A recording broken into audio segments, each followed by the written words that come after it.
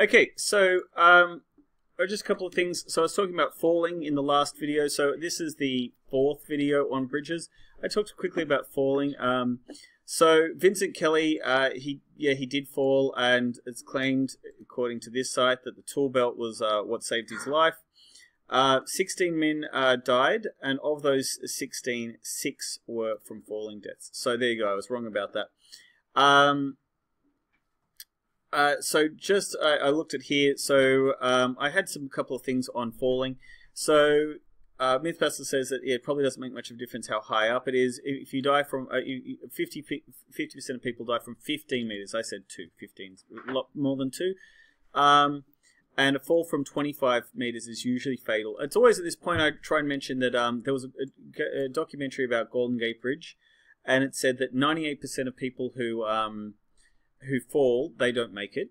But when they speak to them, almost all of them said they wouldn't do it again, that they had changed their mind. And I think that's really important with suicide, is that a lot of the time it's a very short-term sensation, a short-term urge, and that even just a few hours later that they're in a different headspace and they're like, no, that was a bad idea.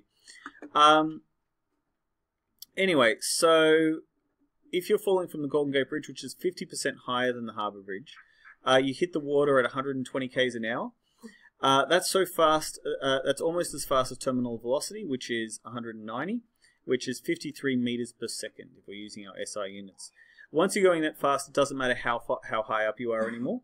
But people have fallen out of planes. So there was a stewardess who fell at 10 kilometers, so it's taller than Everest, and she survived. I imagine that she probably wasn't very happy though. I don't know, but I know that she survived. And there was a guy, the furthest anyone's ever fallen from is 34 kilometers up, which is now considered space, and he died because there was no oxygen. So that's my facts about falling. Also, a couple other facts is that it's 10 interesting facts about the Harbour Bridge.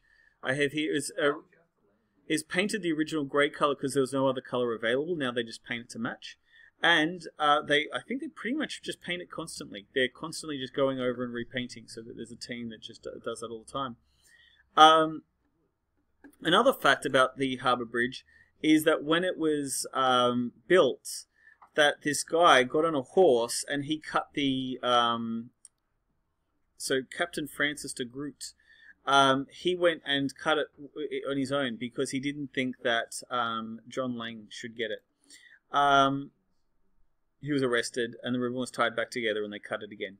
But I'm pretty sure that Lang guy, he's also pretty famous for preserving a lot of what are now Sydney's landmarks. I think he pretty much preserved the rocks. Let me check that. Yeah, sorry, I was wrong. It was Jack Mundy was the green band guy. Okay, so here were the interesting facts. What I wanted to show, so that's a picture of the bridge being built and in 2 halves.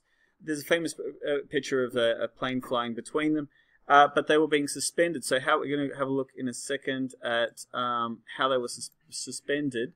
So so that's the cable holding it back until they met, and they meet at rollers.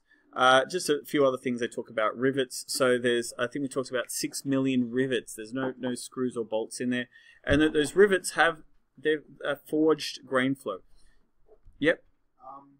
So I just had a question about expansion, and yes, they do have to take into account rollers. So at each end there are massive rollers. So this is Bradfield, that's the designer, standing next to one of the rollers. And if you actually if you're ever going to either side of the bridge, you can actually walk underneath and you can see those rollers for yourself. That they're so that's how it deals with expansion and contraction. So it has 3 pins: a pin here, a pin here, and a pin here.